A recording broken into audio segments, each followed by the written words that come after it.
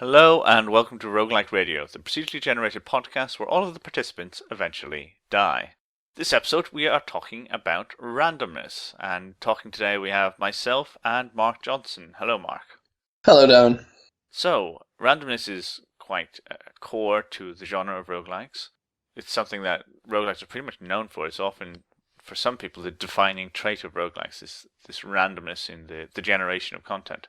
But I'd like to talk today more about the randomness in mechanics that we have in roguelikes, rather than the procedural generation, which relies on some sort of random seed and so on, which certainly affects things, but there's more to it. There's more to randomness than just the generation during the game. There's, as you're playing the game, there's sort of dice rolls and so on that happen. Roguelikes are somewhat descended from Dungeons and Dragons, and it should be noted that a lot of the mechanics that we see are actually quite descended from it. Dungeons and Dragons in combat has a lot of dice rolls. You roll to see if to hit roll, and the enemy rolls to dodge roll, and then you roll a damage roll, and the enemy might have some armor modification based on that. And some games like NetHack directly copy the dice roll values for the weapon types and so on from Dungeons and Dragons. That's how well descended we are from that. But these days we have roguelikes which don't have any randomness at all, and personally I actually try my best to avoid it. So there's some discussion to be had about just how much randomness is too much or too little. Does it become boring? What's your general view on randomness, Mark? So in this context, we're talking about randomness in the sense of kind of not randomness that creates the maps and creates the layouts and that type of thing, but more in terms of kind of randomness throughout each move, throughout the play of the game, throughout the kind of ongoing process of making your way through one playthrough. Yes. I suppose I have a few thoughts on that, which is, I guess initially, I think a lot of games have that in them, a lot of roguelikes have that in them, where it has very little effect in most cases. Where if, say, in the average battle between you and some monster, it will take, say, 20 hits on average for the battle to end, then whether some of those hits are slightly stronger or some are slightly weaker will not really make a difference, because over the kind of full 20 moves, then broadly speaking, your character is doing the same level of damage on each move and so forth. So in those cases, I don't think this kind of unpredictability really harms things, but I don't think it really achieves much. But then I think something more kind of intriguing is, for instance, I think in Dungeon Crawl Stone Soup, again, it's been quite a while since I played, but back when I played, there were two gods, I think. One was Beog, or however you say it, and one was, I don't recall which the other one was, but there were two gods where if you had top priority with them, and if you took a hit which should kill you, then it did a dice roll to decide whether or not you lived. And I always thought that was a very interesting example, because it's not this kind of everyday mundane, slightly more damage, slightly less damage, dodge, not dodge, which when you play enough just kind of blurs into one kind of ongoing stream of gameplay. But rather it's a random aspect or a kind of semi-random aspect which will have a tremendous impact on whether your game continues or not, and far more than whether a particular item spawns or whether a certain boss spawns or what branches you get and that type of thing. And on the one hand, I thought it was quite a compelling idea, because it narrowed down your survival not into one particular moment, and as we've talked about a lot on this podcast before, a lot of roguelikes can be kind of quite mundane, everyday kind of grinding, and then when you get to a tough fight, then things kind of become exciting, and then it goes back to grinding. And in some ways, this kind of die roll upon near death is the kind of apex of this model, whereby your game ends or not based on one roll. On the other hand, though, I found that I think something like that has tremendous opportunity to basically piss players off and to offer no real gameplay value, since it's too extreme, I think, having a single roll where you live or die from. And although I think I get why they put it in for these two gods in a kind of broader design sense, I think it's just too extreme to boil down, especially in a permadeath game, whether you live or die based on that kind of role. And then I suppose, as well as those kinds of things, there's the kind of general what types of creatures spawn, what types of items spawn, and so forth. And again, on one level, that will always blur into just kind of generalized uncertainty on each floor in terms of what you find. But on the other hand, if the kind of extremes of that system will crop up often enough, then you will get bosses and you will get unique goods to pick up and so forth that do kind of mark themselves out as being important events within your kind of character's progression narrative within this game, rather than just, okay, it's slightly random, on this floor I found this, on the next floor I found this, and so forth. So I think in some ways I do think that that this kind of ongoing random aspect doesn't necessarily need to be there in games which have a kind of initial setup random aspect, although I do also see why these are included. But I think you are right in saying that they are kind of overlooked to a certain extent compared to the more kind of PCG aspects of world maps and dungeon floors and so forth. I suppose it's worth noting there is a bit of terminology here of input versus output randomness. Input randomness is what you as the player receive, which then affects your decision making. So the setup of the dungeon would be exactly that. The action of an AI would be an input randomness if there's randomness in that. Output randomness is then what you choose to do. The chance elements that affect your chance to hit, your chance to attack, the damage level that is done through the outputs of your actions, and things like the sort of the items you find and so on are very much input randomness, and they can affect the game in different ways. And output randomness, I think, like you said, in roguelikes, it often tends to blur into one. It's interesting what you say about that death chance that comes in with one of the gods in DCSS. It's a very chunky form of randomness compared to, every turn you're doing 3d6 plus 7 damage, and you stop caring about every turn because it's too much. There's too much information there. It's like a constant stream of dice rolls that are just irrelevant. Yeah, and I think, although I get where that terminology comes from, to be honest, I'm not a huge fan of those two terms. I think there's an issue using the word randomness for both of them.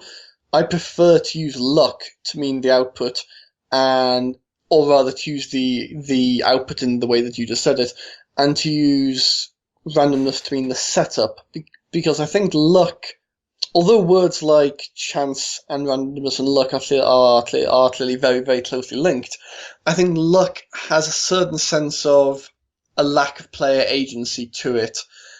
And luck, to me, has something more of kind of output and outcomes and resolutions to it. When you think about how gamblers talk about luck, or for that matter, when, say, investors talk about luck, I think there's a real vibe to the word luck, which implies this kind of slight out of control nature which affects the outcomes. Whereas to me, I think the term randomness is slightly more neutral and slightly better for this kind of unpredictable setup rather than unpredictable outcome. But that's just a small little nitpick. That brings up an interesting way of how you think about output randomness, a term I'm continuing to use here, much to your chagrin. I mean, you call it luck, but luck implies that there's a positive and a negative outcome, whereas your output could be in ways that you're not sure whether they're positive or negative. They can be different. If you think of something where you transform you polymorph an enemy, and there's a luck element to, it could turn to something good, it could turn into something bad, but many items are sort of, it turns into a fire monster versus an ice monster. Is that good, or is that luck, or is that just randomness?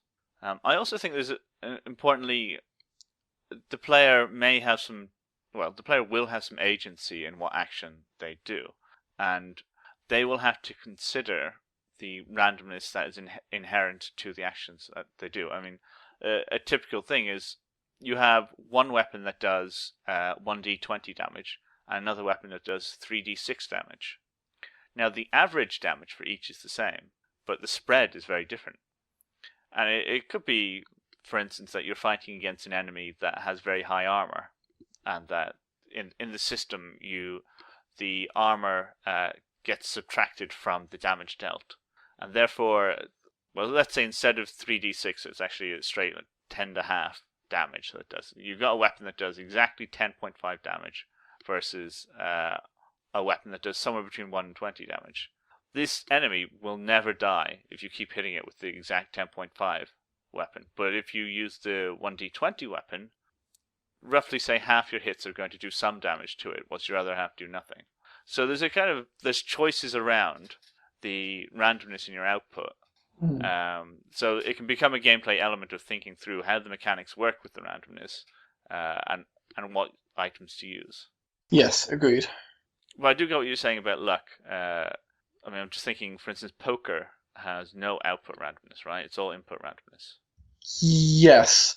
I mean, now that I'm thinking it through, I think I was possibly slightly misunderstanding what you were terming output randomness, in that I think luck to me is about the player's inability to control the outcome of the game, to control the outcome specifically. Yeah. Whereas I think that's slightly different that's actually a different thing from what you're talking about in terms of output randomness, which is the kind of how the player's actions are modified within the game systems based on there being some die roll or some card drawing or some whatever. As that's more of a kind of ongoing process within the game, whereas to me something like luck, at least as I kind of conceptualize it, is more to do with do the player's actions seriously affect the outcome of this game or not. So in that regard, something like roulette is total luck, and something like poker is low luck, and something like chess is zero luck. That's true, and I think that, there is a point there that the more and more randomness you have in the system, whether it's, in the setup in the game or in the outcomes of the player's actions or whatever else, the less agency the player might feel. Mm. And it is one of the reasons I don't like too much dice rolling in games, because it kind of feels like I'm not necessarily in control. I can make the perfect decisions and still lose, and I hate that feeling. Yeah, I've been thinking quite a bit about this recently as well, as I've just sent off the proposal for my second book, and part of that I noticed, or rather I didn't notice because lots of people have. I wanted to kind of unpick a bit why it is that within card games, and to a less extent within board games, at the kind of very, very high professional level, some degree of unpredictability, let's say, is considered fine. Within pro poker players, pro bridge players, pro rummy players, and so forth, they accept that some short-term unpredictability is part of their game, and they don't see that as being in any kind of tension with the skill of that game. Whereas when you look at how esports players talk, whether it's fighting games or MOBAs or CS or whatever it is, almost exclusively esports players and developers who make esports games are tremendously opposed to there being even just the kind of minor, each shot blurs into each other shot kind of ongoing die roll system that we talked about. Even that, people who play these games at this kind of level, and people who make games to be played at that kind of level, tend to be very, very strongly opposed even to that kind of very low level unpredictability within their game systems. And I think that there's something interesting there, although I haven't completely unpicked it yet, about why different cultures of very, very skilled and very, very able game players consider unpredictable actions within the game to be against their skill, so to speak, or to just be something that they have to kind of exercise skill within. I think there's a big psychological difference between randomness, which is performed by a machine, and which simply happens. You never really see a dice being rolled or a card being drawn. It just there's something random happening with what you're doing. Versus a game of poker where you see the cards being dealt, you turn the cards over, and even in Dungeons and Dragons, you're rolling to hit. You feel like you've got ownership of that randomness, even though you don't. But you feel like you're part of that.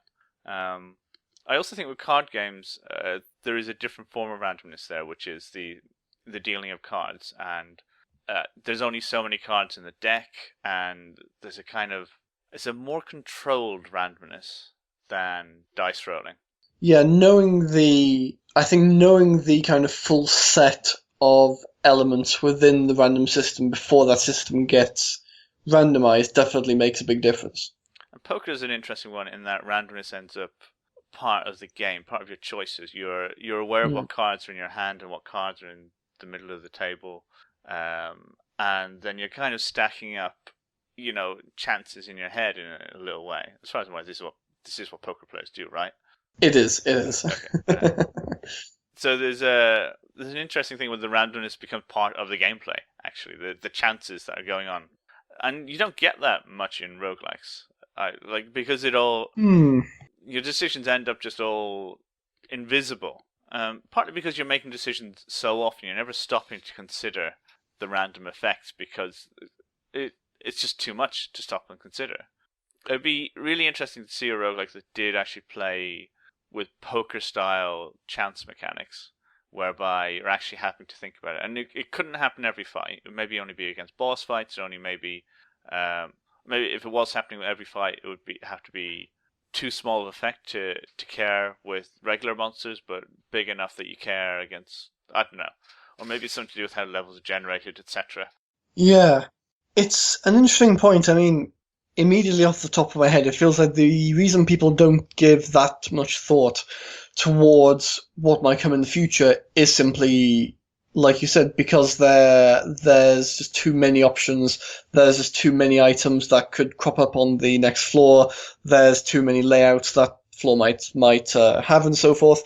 And so there's very little kind of value towards trying to think through these things before you get there, because the possibility space is just so massive.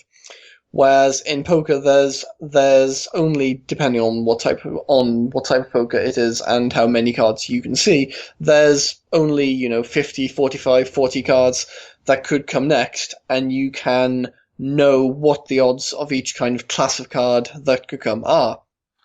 So I think if that was to apply to roguelikes, you'd have to have two aspects there, which is that firstly the player would have to be kind of aware of what the full set of options is. Yeah. And when you play something like Isaac or when you play something like FTL, I think once you're experienced enough, you do start to get that there. When you know in a certain spot, the game is programmed to only spawn 1 of 10 items, and of those items, right now, based on my build, 6 would be useless, 3 would be okay, 1 would be amazing, and then you plan based on that. And it would also need to have points of uncertainty when the number of options, where, as well as you knowing what the options are, the number has to be small enough, basically, that a player can kind of keep this many options within their head and kind of think through what it means, depending on which one does, in fact, turn up. Yeah, and it'd be hard to have those options be so small and yet remain interesting through a long game. Mm. And I think maybe what might help is consequences to, retaining consequences of randomness. As in, when you attack a creature in a roguelike, there is some percentage chance to hit, say, and it doesn't matter about any of your previous percentage chances. It has no effect on your current decision, on your current chance to hit. What if the more times you hit a creature, the more likely you are to miss next time? Or more likely to hit, some sort of system whereby you've got sort of chains of actions affecting the outcomes of future actions. And therefore, in your head, you're kind of mentally thinking turn to turn about how it's all building up. And then you're having to adjust your tactics around the randomness that you yourself have an input into.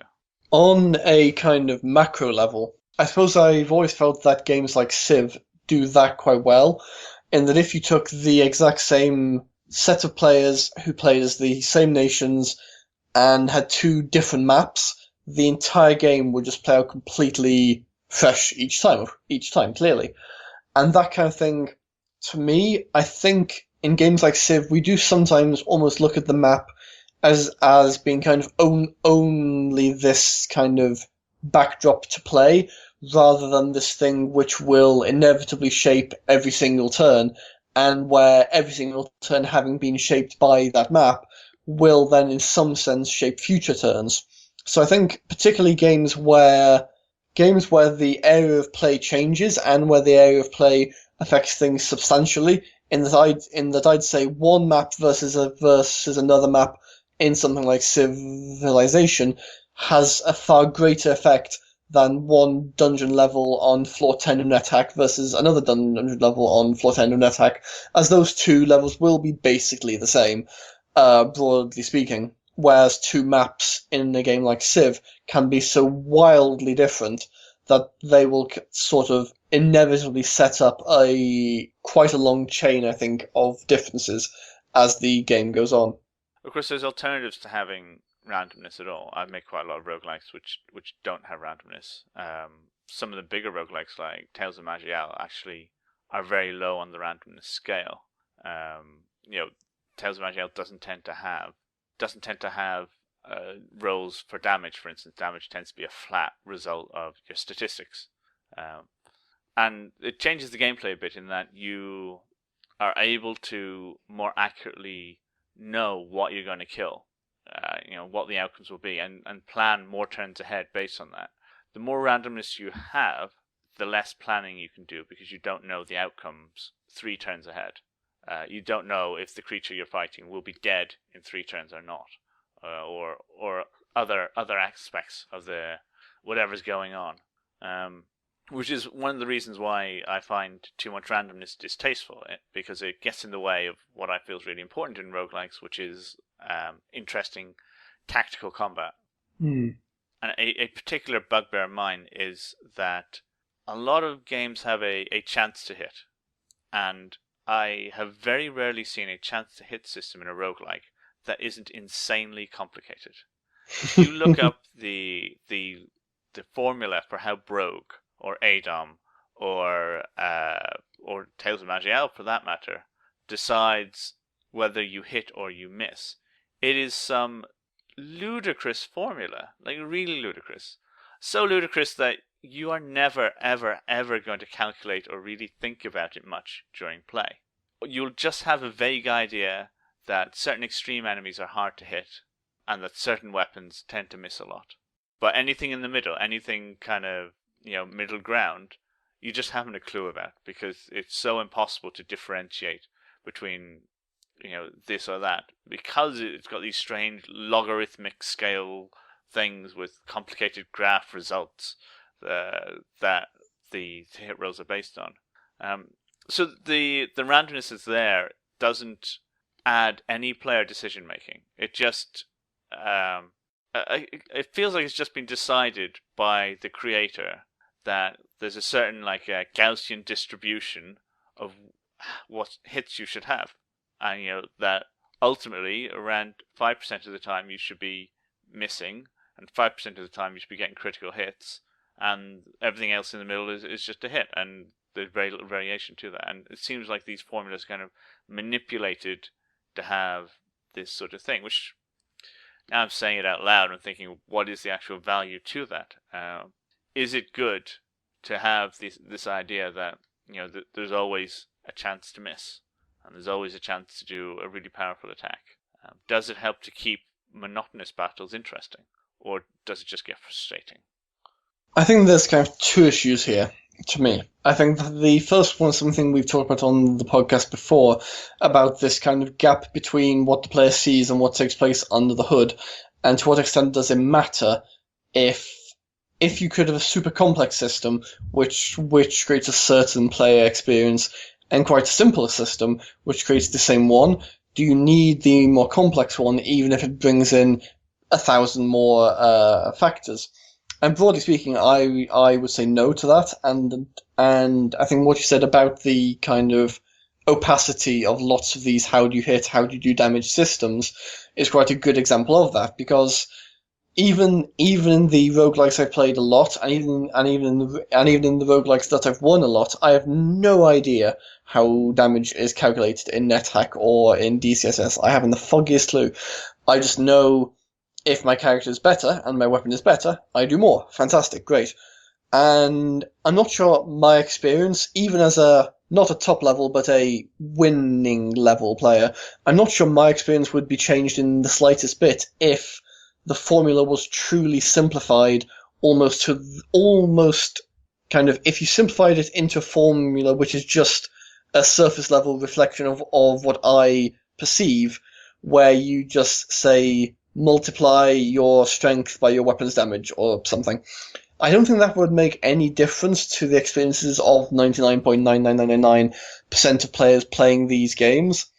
And that doesn't mean that there's not some kind of mathematical engineering enjoyment in creating a far more complex system which still creates the kind of outcomes you want. But it definitely serves to obfuscate it for players and to make it tricky, I think, to make that kind of informed discussion. Then as for the question of kind of the excitement of battles versus the predictability of battles, I suppose in a way that's one of those questions of what is it precisely players want from roguelikes, because of course, as we've said, roguelikes tend to have long periods of slowness and then short periods of crisis and panic and then back to long periods of slowness. And on the one hand, maybe a far less predictable system would do a lot to create a lot of new points which would not be exciting with a simpler system, which then become exciting then. But as, again, we did an episode where we talked about this a while back, when you have games where, say, a single playthrough is 10 hours, if you have too many encounters where there's a meaningful chance of the player dying, then basically every single player is going to die at some point. And you get to a point where to have any kind of long game of this sort, you need all those random aspects to be small enough that they blur, or to be rare enough, as in the DCSS example of if you die, then you have a 1 in X chance of not dying. You need something like that to be rare enough and to very clearly be a kind of emergency panic button for the player, that you don't run into that kind of problem. Yeah, or you need a system whereby things going badly doesn't necessarily mean death. I'm thinking of FTL in particular, where it has, to a certain extent, has a small amount of chance. A hit always does X damage. You know, your shield levels are very controlled, your hit points are a very controlled factor, but it does have a chance to evade with shots, and it also then, things that hit you will hit a random room of your ship. And what this means is that generally you can feel in a fairly safe, secure position, but then you go into a battle where an enemy uses a couple of missiles to take out some critical systems and cause them to fire, and suddenly it feels like everything is going wrong. Yes. Maybe not at risk of death, but it's very much brown pants time. Definitely. I think some games like Crawl did used to have things like that, such as item destruction and so forth. But by my understanding, those tend to have been removed, and I do get why. But at the same time, for me as a player, I always found that those were the closest that classic roguelikes came to that FTL experience, where you can go quickly from it's all fine to it's a crisis, but there's still a gap between this is a crisis and I'm now dead and I've just lost. And being able to find that kind of middle ground where it's serious enough for the player to be concerned, but not necessarily, okay, you've just entered a battle and your character's about to die. That kind of middle ground is definitely really good. But I think it's fair to say the roguelites / roguelike-likes / whatever, those tend to be better, I think, at creating those kinds of crisis but not near death experiences than classical roguelikes do. Another thing I find quite important with randomness, and a big problem I have with randomness in games, is the way it gets communicated to the player. And this partly comes down to players being shit. And what I mean by that actually is that humans are really very bad at evaluating randomness. A typical example of someone playing XCOM and complaining that their weapon missed 5 times in a row. And they say, it's an 80% chance to hit. How can it miss 5 times in a row? Well, you're constantly firing this weapon. At some point it will miss 5 times in a row. 80% isn't that high. But 80% feels high to a player. 70% feels high to a player. Someone's got a 70% weapon, they think they should be hitting almost all of the time. And it's partly down to how people understand these percentage ways that chance gets communicated, but also partly down to just people being very bad at understanding chance. Understanding that just because you miss this round doesn't mean you're more likely to hit next round. When you've got a high ratio chance to hit. That partly comes down to the method. You could have a method whereby instead of a straight percentage chance to hit, you've got like a card drawing chance to hit. As in, you have a deck of hit and miss cards, and 75 of them are hit and 25 are miss. And the more of those misses you draw, you've got more hits left in your stack. And that way that kind of mitigates that feeling of it being completely random. But it's also just down to players not understanding chance that well. And I think, for instance, if you told someone they have a 1 in 4 chance to miss instead of they've got a 75% chance to hit, that 1 in 4 feels more chunky and relatable than this abstract 75. And similarly in roguelikes, I remember hearing one of the crawl developers saying about how they're proud of the dice system they have because they use 3d6 as a base instead of d20. And 3d6 has a better spread, a more sort of centralized spread of results than the d20 flat spread. And I can't help but think, okay, you as a geeky person analyzing the maths of the back end may think that. But Joe Rodney on the floor running his little @ sign around the dungeon isn't thinking about what percentile range of chance he needs to be able to hit this monster who has this percentile spread of defense. They will not be thinking that they'll get a bunch of 3s and 5s damage in a row. They'll think they should be doing in 10s or early teens damage because it's a 3d6 and it should have this, this is the average kind of thing. Or they just don't pay attention whatsoever, which is what tends to really happen. And I often see in roguelikes where you have a weapon has a base damage, but there's a whole bunch of modifiers, and it ends up the modifiers completely overwhelming the base spread. 3d6 plus 100 damage. Suddenly 3d6 doesn't seem to have any point whatsoever. But I think we have a big problem of communicating chance. When chance is an important part of the decision making, such as you're in a life or death situation and you have a weapon that has a 75% chance to hit, do you take that? Do you decide to fire or do you retreat? And being able to communicate the chance correctly to people, it's difficult. I don't think there's an easy answer to how to actually communicate chance to players because I think people are just quite bad at understanding it. I think that you're right about wording it in the sense that it prepares the player for the negative outcome rather than wording it in the sense of the positive outcome. It's a minor thing, but I think that would actually help. At the same time, though, I think it almost feels like that would run the risk of players... How would I put it? I imagine if I was playing a game where every unpredictable aspect was worded in terms of what the bad outcomes could be, I think I'd feel clearer about my chances, but I think it would be quite kind of dispiriting, quite demoralizing after a certain point. And yet at the same time, when you word it in terms of the good outcomes, and then players get a long string of bad outcomes, then they have these same negative emotions because they're expected to be much better. So in some ways, I think a couple of games I've seen do this where you simply have to just don't give numbers. You say you have a high chance to hit, or you have a good chance to hit, or you have a middling chance or something. And where even the absolute best option if, say, you have a 99 out of 100 chance, you don't put extremely high chance, you just put high chance.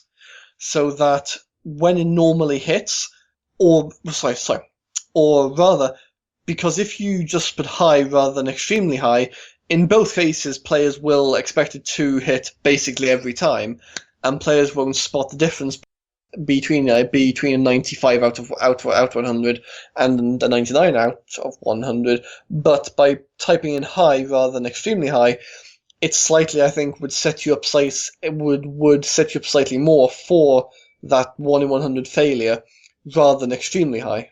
Yeah, I mean, I can see that being of value to a lot of players. I could also see myself getting frustrated by that. Because you want the exact numbers.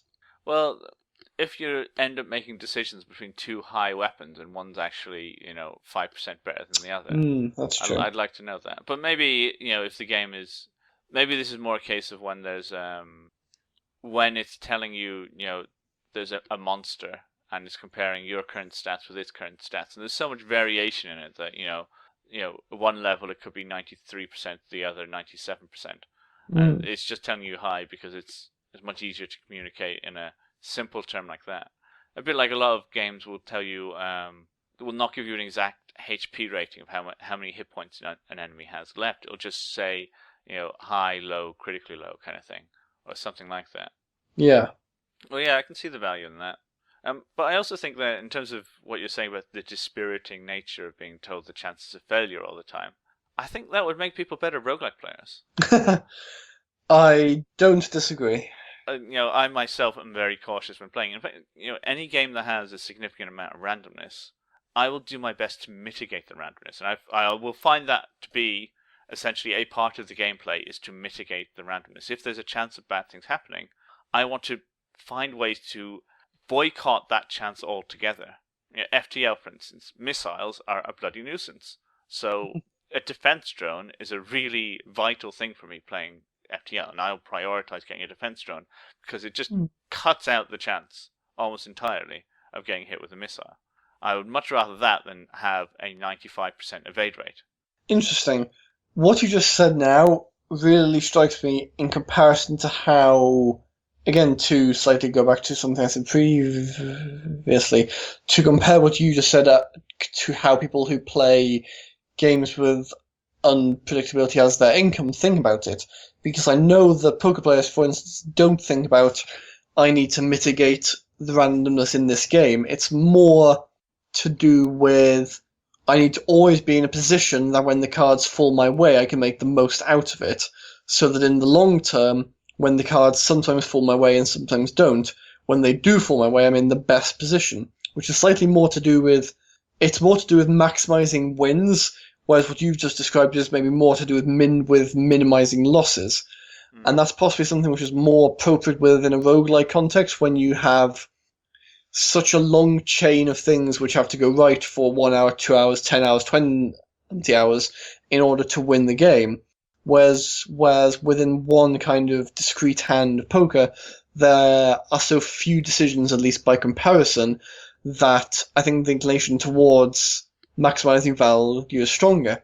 And indeed, sticking with poker, I think if you look at a tournament context, which is more like playing a game of NetHack, in that you play for many hours or even for days, and only if you get to the final 20, final 10, final 1, final 3, do you get a meaningful amount of profit, versus playing a cash game where you sit down, play, and then leave when you want to.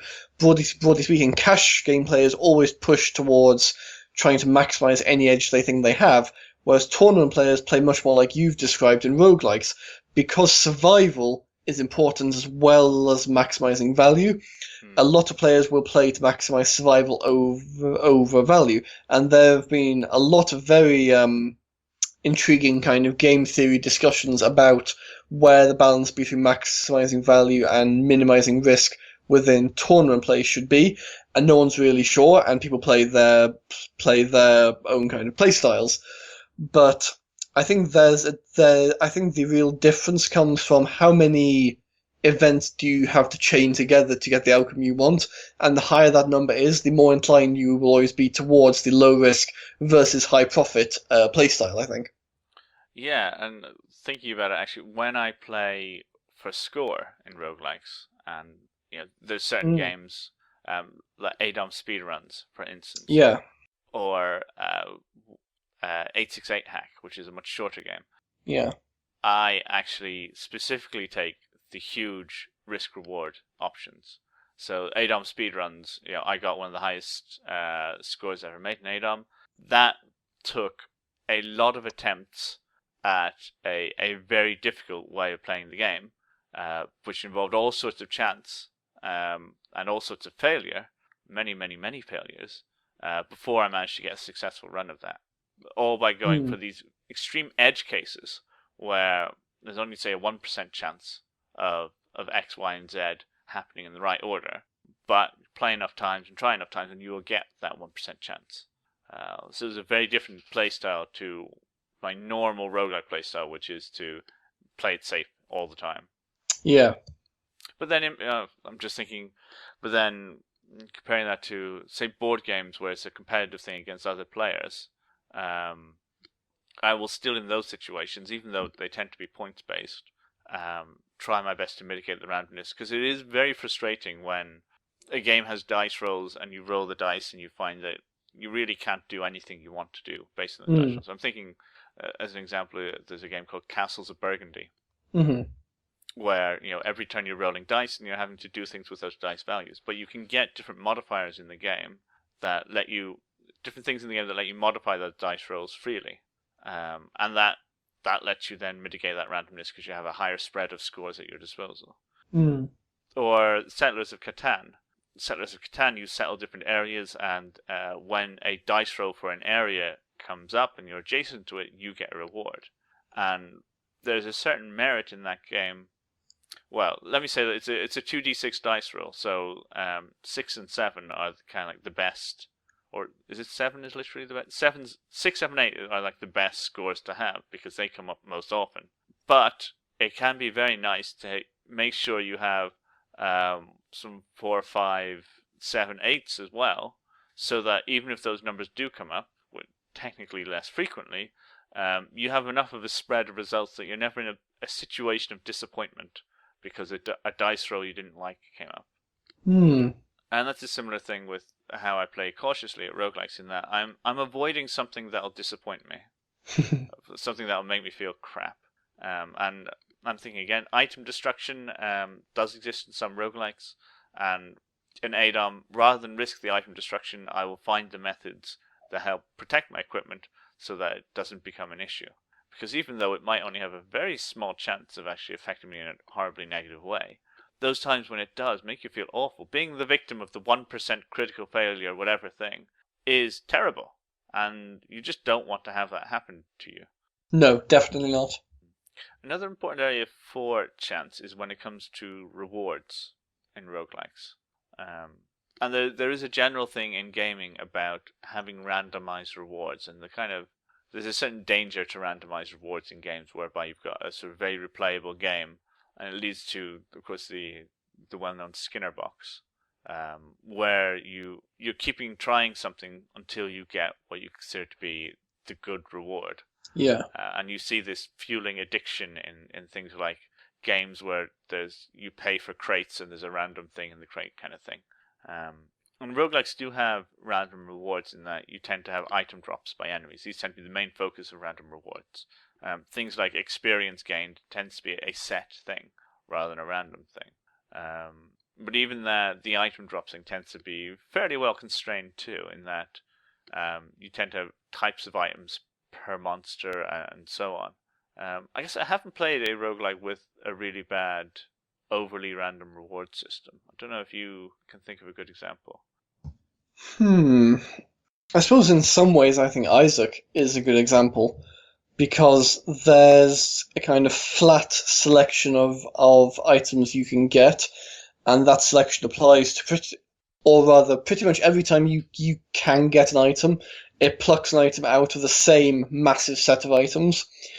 And as a result, your builds when you go along throughout a game of Isaac are way more, I think, are way more divergent than something like FTL, which is in turn more divergent than most roguelikes when, broadly speaking, the class and species and that type of thing apply for longer in the game, I think. But something like Isaac strikes me as being extremely random in that aspect. I suppose in Isaac you don't end up with many items, so each one you have ends up mattering much more. And you're right, FTL is actually another example whereby what weapons get dropped or what weapons show up in stores end up affecting your playstyle much more. And I've seen a lot of accusations of FTL being too random from players that are bad at it. Yes. um, yeah, and I remember actually when it came out, people were complaining that it was all based on the luck of what you find at shops. And to disprove that, I beat it without using shops on my first try. Exactly. It was a very interesting little case study of how little what we think we know as roguelike players has spread beyond the roguelike world, basically, I think. It really highlighted the kinds of mathematical and to a lesser extent psychological understandings of how these things work that I think one has to get to have any success in roguelikes, which up until the growth of games like these and Darkest Dungeon, Risk of Rain, etc., prior to these slightly more mainstream roguelike-y games, I don't think that the mainstream necessarily had been kind of forced to develop these same perspectives which we have / had from years of battling through NetHacks and ADOMs and crawls and so forth. Yeah. Although I will say I do think that there is a bit of a point in that, certain lucky item drops can make a big difference to your game. Oh yeah. And, I wonder how much better Binding of Isaac would be if, when there's an item reward, you actually have a choice of one of 3 items. And I'm thinking of like Brogue's item reward rooms, the sort of puzzle reward rooms. They give you like 5 or 6 options, which is an interesting thing. And you don't necessarily know what each one is. In fact, you certainly don't know exactly what each one is. But you've got ideas and you can make a kind of informed choice based on that. And that helps mitigate the randomness of the reward because you get to choose. You have some element in choice in the reward, and therefore you choose what you value. It may not be the best choice, but you at least have that input into it rather than it being a purely random thing. I think that's a very positive thing actually that Brogue does, and more games maybe could do that. When you're giving a chunky reward and it can have a big difference, then give options and let the player then have ownership of the random outcomes in that way. It reminds me actually of some dice board games where you roll dice and you get this rolled dice, but you decide what you actually do with the dice, and you have these systems whereby a roll of a 5 on a dice means that you put the 5 against X or Y, or I don't know if I'm describing this very well, or there's systems like where you're rolling multiple dice and then you can choose to re-roll a certain number of them. These kind of controlled outputs, rather than the outcome just be something that's foisted upon you, the outcome ends up being a bit more like the input randomness we were discussing before, where you're actually choosing, you've rolled 3 dice, you can put 1 on defense, 1 on attack, and 1 on and then, or 2 on defense and 1 on attack, and you're choosing your values in a certain way. Or other ways of doing it. There's lots of ways you can apply that. And I guess there could be something to be said for having a bit of that in roguelikes and having you still got the randomness. So it's not completely deterministic. It still remains interesting. There will still be that time where you roll 3 6s and feel amazing. Or 3 1s and feel terrible. But you at least have ways of dealing with the kind of the curvature of whatever's going on, and you feel much more involved in what you're doing then. Yeah, agreed. Another area of randomness in roguelikes is AI behavior, which we have AI systems, and you can have a deterministic AI which very explicitly follows a certain chain of commands, or you can have an AI that has a certain chance of doing different things. It might decide to run away during battle. That depends on a certain chance. It might decide to use a special ability, and there's a chance weighted with it. I guess I wonder how much difference does that make to the player in terms of thinking about what that monster might do and how to prevent that or how to mitigate bad outcomes. That's a very interesting one, because I'm inevitably reminded again of Crawl, but then that's a roguelike I played a lot of, where the behavior of bosses is pretty unpredictable, but where they were traditionally at least given a range of attacks, some of which were extremely deadly, and some of which were fairly mild, in order to balance out the lack of predictable behavior that the bosses exhibited. And I always thought that it was an interesting solution, because it kept that feeling that the boss is still attacking you and that the boss is still fighting you, but it also created kind of peaks and lulls and a certain kind of ebb and flow of how combat went when they were not always using the most damaging attacks. And then if you contrast that with something like Angband, where the AI very much goes out of its way to try to choose the best option all the time, that does lead to a very different experience. And I'm not sure either one is necessarily better, but as both are tricky and as both are hard in different ways, but both are quite easy in different ways as well. In that the core one's easy if the boss decides to give you an easy go of it, whereas in the case of Angband, it can be easy in some ways when choosing the best option also becomes a predictable thing. So I'm not sure which one is necessarily stronger, but the kind of broader debate over how predictable should the actions of your foes be is definitely a very interesting one, I think. I mean, the crawl thing's interesting in that if they let the monster just keep using the most powerful attack, then they have to scale back that powerful attack. Like, you cannot have a really superpowered attack without some mitigation. Now, I will say Tales of Magiel does this differently in that it gives cooldowns to abilities, and other games have some sort of resource constraint, a mana allocation that gets used up, and that the AI has to recover before it can use it again. To a certain extent, AI in games is often so inscrutable that it feels random anyway. That I see so many games where a lot of effort's been put into the AI, and there's all sorts of detailed decision making going on under the hood, but to the player it's indistinguishable from randomness. And similarly, I've made games where the enemies literally act randomly, as in completely random movement, and seen players online discussing about the deep strategies to avoiding the enemy's clever actions. Yeah, there's a games academic called Tommy Thompson who works at Anglia Ruskin, and he has a really good YouTube channel which we should put below the podcast, where he talks about game AI and where he both explores the technical aspects of how different kinds of game AI work and how they make their kind of in-game choices. But he also looks in great depth at what is this like to play against, what is this like to play with, and kind of how do these different models, especially when, as you say, a lot of the time there's no real way to know precisely how the AI is working or how the AI is thinking. How does this affect what players kind of get out of the game playing experience?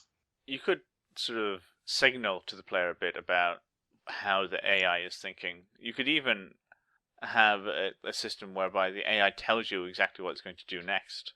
It changes color when it's about to use its big attack, kind of thing, and that affects gameplay. And you've still got the randomness because you don't know when this is going to happen, but again, it's mitigated randomness because you get told a little bit before, rather than the random thing just instantly happening to you. Yes, certainly. I mean, that's more thinking about boss battles and making sort of engaging boss battles. You then have the lower level enemies that you're fighting on a consistent basis, and they tend to have less special abilities, so inherently they are less random, which in turn means the player spends less time thinking about going through them, which goes back to that whole idea of weaker windshield kills. I think also there's value to, even if there's like a random extra threat in the dungeon, not having not having them behave too randomly, because you want the player to be able to react to that threat in a reliable way, such that they're not caught out by something that could insta kill them. In general, I think people don't like random insta kills. No. I mean, your example earlier of the god that has a certain chance of saving you is a little bit different in that it's saving you, but at the same time, a player can feel cheated if 3 games in a row that didn't work out for them. Yes, definitely. In some ways, I think the most extreme example of this, there's a, is it an indie game or not? I don't know. Let's say it is. There's an indie game called La Mulana, which I think a lot of people who listen to the podcast will probably have heard of, as it kind of touches on some, although there's no PCG aspects to it, it does share some DNA with roguelikes, I think. And although it's a very interesting game, there are certain parts of it which are basically unavoidable deaths, where depending on your path through the game, when within a context where you could not have known that you were taking the wrong path, you will lead to an unavoidable death, which will set you back a substantial length of time if you hit it. And although a lot of the game appeals to me a lot, I just completely stopped playing it once I learned that it had these things in it, because the first time I spent about 20 minutes going down a path, and then at the end of the path, a door just shut behind me, and because I hadn't previously taken a different path to get an item which would let me escape, I had to reload and restart at that point. I thought, this is stupid bullshit, and quit. And if that had been a much shorter term thing, where I'd gone say 30 seconds down one path, and then there had been some kind of unpredictable aspect that I couldn't know was there, which then killed me, that would be one thing. But after a full kind of 20-25 minutes of walking around for this to then happen, that was just way too much to accept, I thought. Yeah. Yep, that's bullshit. And historically there have been roguelikes where, well, not even historically, I know that ADOM has a death ray in the game, and late in the game some enemies have death ray. And I mean, I guess thinking about, it becomes a thing of like, you get to know certain enemies have death rays. You can get death ray resistance. So you feel like this is something you need to get before that time in the game, but it's still a bit of a silly thing. And those enemies have a certain percentage chance to cast death ray. I remember once being in a scenario playing the game where I suddenly realized there was an invisible enemy that cast death ray next to me. I didn't have any death ray resistance on me. Oh dear. And within any of the last 3 turns when it got up close to me, it could have death rayed me, but it didn't. And I pooed myself. So a lot of people have written lately on r/roguelikes and elsewhere about this kind of idea of the player's engagement with random aspects within games, within roguelikes and within games broadly, as being akin to Skinner boxes. And that's gained some popularity, and lots of people seem to be looking at it from this kind of view, that you're training people to perform actions in the hope of you getting the outcome that you are seeking. And although in part I think that's flawed, because a lot of that kind of conversation does take place in games like FTL, where less skilled players tend to believe they do need to get lucky to win, and then more skilled players realize that they don't. Also, I find it quite strange when I hear people saying this kind of thing, partly because it feels like we are just being kind of transported in a time warp back to 1960s Harvard, but also partly because I think it's a very insulting perspective for players. And I know that this is not a new criticism of behaviorism, but at the same time, I really don't think it tells us a lot about what goes on in players' heads when they're playing these games, and I don't think it tells us a lot about how we should understand the design of these games. If one does wind up treating a roguelike or some other game with some heavy non-deterministic aspect as being basically like a Skinner box, I think that's a flaw of design and or a flaw of thinking on the part of the player. But this does not necessarily tell us much more beyond just this is not how it's meant to be.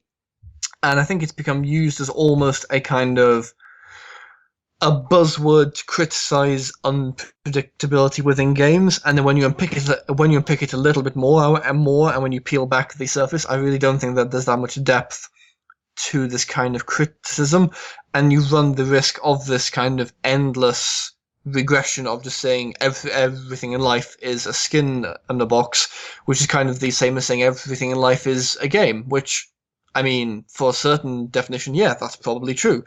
But it doesn't really get us anywhere. It just makes us sound smart because we know what a skin in the box is, and then doesn't really tell you anything meaningful about what is it like to play this game or how should this game be built. Yeah, I completely agree. I think that the term Skinner box gets overused in games criticism without people really understanding what it means, or used very, very lazily. And the fact is, these tend to be games that have a lot of skill. They are not literal gambling, which I think is an important differentiation. There are things people choose to do, for relaxation and such. There are problems with certain games being addictive. I don't think roguelikes actually have that problem, really. I don't think we don't have these kind of really short-term, keep-you-hooked kind of games. They're much more long-term, keep you engaged games. You don't hear World of Warcraft style stories of people being really hooked to roguelikes. I don't think any roguelike can ever be called a Skinner box. I think you could use a lot of bad psychological tricks, but I don't see that actually happening. Yeah, I think your point about the lack of short reward cycles is crucial there as well. And the lack of short reward cycles coupled with the punishment cycle, let's call it, of dying and having to restart. I think the combination of those two things, I think it's hard to see how one could fall into this kind of most roguelikes. Yeah. Roguelikes are too punishing to be Skinner boxes. If they are Skinner boxes, they're really, really bad Skinner boxes, because Skinner boxes should make you feel much more hope than the unending despair roguelikes provide us with. Perfectly put down, yes. Right, well, I think we're going to wrap it up there. We've got the 7-day roguelike challenge coming up, and I guess I would like to see if people have some more ideas about how to use randomness in different ways. So randomness isn't just this statistical thing going on in the background that the player doesn't pay much attention to. What more can we do with randomness? How do we make randomness interesting? Because I personally find it's, although it can add a little bit of variety, a little bit of color, oftentimes it just gets ignored by the player. And if you disagree vehemently with my anti-random stance, then please do post your thoughts below, because I'm well aware that my view on roguelikes having too much randomness isn't always very popular. And I'm always delighted to hear people tell me why I'm an idiot. So, on that note, I think we'll wrap up here. Thank you, Mark. Thank you, Darren. Thank you, everyone, for listening. Good night, everyone. Goodbye.